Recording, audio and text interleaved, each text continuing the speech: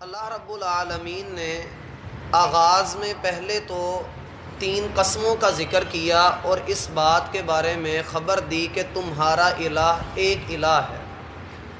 بعض اہل علم نے یہاں پر یہ نقطہ بیان کیا ہے کہ ان 3 قسموں میں جو حکمت ہے، جو جوڑ بنتا ہے، وہ یہ کہ اللہ رب العالمین نے مقرب فرشتوں کی جماعت کی قسم اٹھائی۔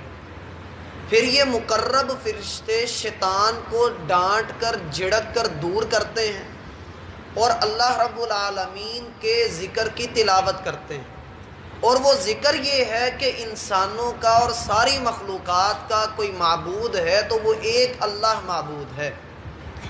پھر اللہ رب العالمین نے اپنا یہ تعارف کروایا کہ زمین و آسمان میں جو کچھ بھی ہے سب کا رب وہ ہے، اور رب کی تعریف یہ ہوتی ہے جو پالنے والا ہو، حفاظت کرنے والا ہو، کنٹرول کرنے والا ہو، تربیت کرنے والا ہو، اور وہ تمام مشرقوں کا بھی رب ہے۔ اب یہ جو اللہ رب العالمین نے موضوع شروع کیا ہے، جس میں ایک دوسری آیت پر آپ نظر دوڑائیں تو وہاں پر ہے فَالزَّاجِرَاتِ زَجْرًا، ڈانٹ کر جھڑکنے والوں کی قسم۔ اب اس کی تفصیل کچھ ہمارے سامنے ہے۔ اللہ فرماتے ہیں ہم نے دنیا کے آسمان کو، پہلے تو اس کے اوپر غور کریں کہ یہ دنیا کا لفظ کیا ہے۔ دنیا نکلا ہے ادنا سے، دنیا نکلا ہے ادنا سے، اس کا معنی ہوتا ہے قریب ہونا، اس کا معنی ہوتا ہے قریب ہونا۔ اللہ فرماتے ہیں زینا السماء الدنیا، ہم نے دنیا کے آسمان کو مزین کیا ہے۔ تو پانی پلائیں، پانی پلائیں۔ ہم نے دنیا کے آسمان کو مزین کیا ہے، بنایا ہے، خوبصورت بنایا ہے۔ یہ دنیا کیا ہے؟ دنیا کا آسمان الگ آسمان ہے، اس کے علاوہ جو 6 آسمان ہیں وہ الگ آسمان ہیں۔ ان کی کیفیت کیا ہے یہ ہم نہیں جانتے، وہ کس طرح کے بنے ہوئے ہمارے علم سے بالا تر ہے، لیکن اللہ نے قرآن میں ذکر کیا، نبی علیہ السلام نے معراج کی رات ان 7 آسمانوں کا مشاہدہ کیا، تو ہمارا اس پر ایمان ہے۔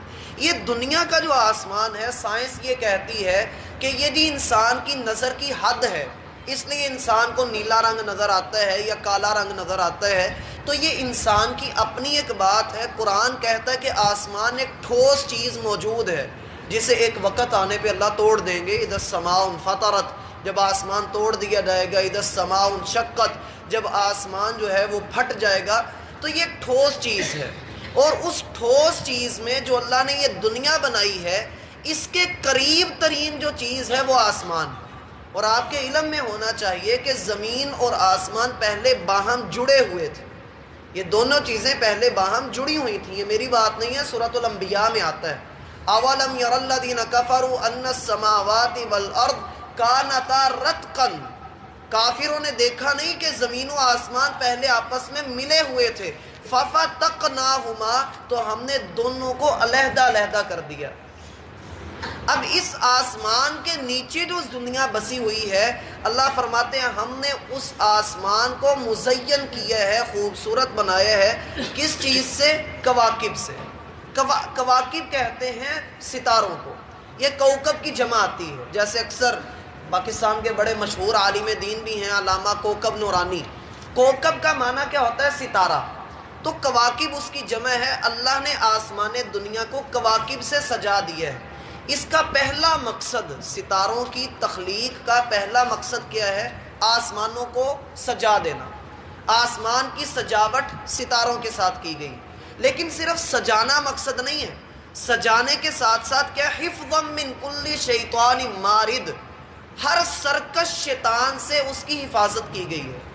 اب اس میں بڑی تفصیل ہے، میں نے اس صورت کے تعارف میں آپ کے سامنے بات رکھی تھی کہ اکثر دن ہم پر ایسے بھی آئیں گے کہ ایک آیت پر 10 دن لگیں گے، اور اکثر دن ایسے بھی آئیں گے کہ ایک دن میں 10 آیتیں ہم پڑھیں گے۔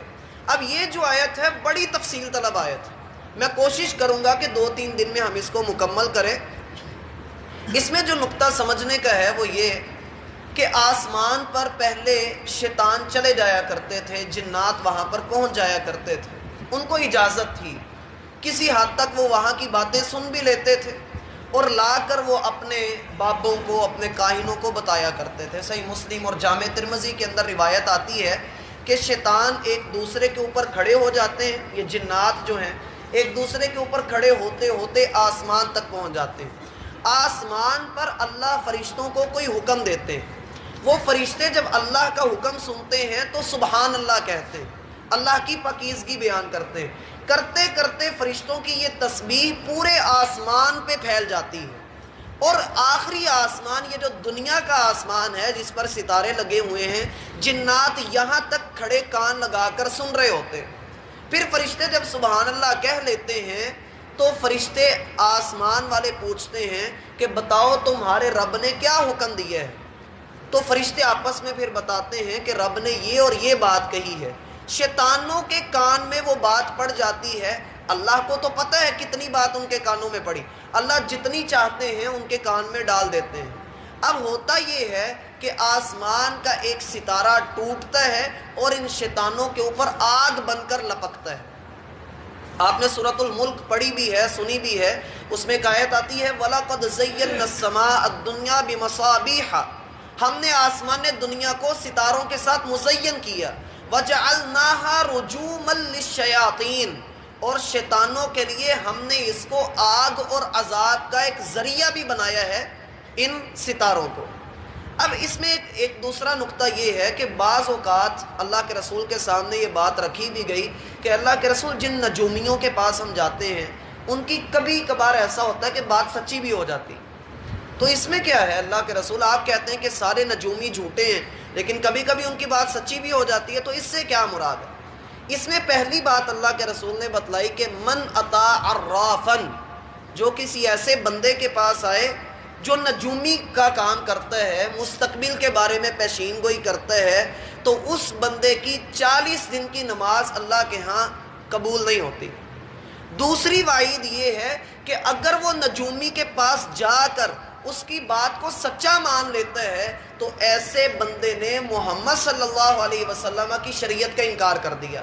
یہ جو ہم دیکھتے ہیں کہ طوطے بٹھائے ہوئے ہیں، طوطوں سے فال نکلواتے ہیں، یا ہاتھ دکھا کر، یا کوئی نگ پہن کر، یا کوئی خاص رنگ پہن کر خاص دن میں کوئی خاص کام کرتے ہیں، یہ سارے کے سارے اس نجومیت کے اندر آتے ہیں، اس کہانت کے اندر آتے ہیں، اور اللہ کے رسول صلی اللہ علیہ وسلم کے 2 فرمان میں نے آپ کے سامنے رکھ دی۔ اس لیے پہلی بات تو یہ کہ ان سے بچیں۔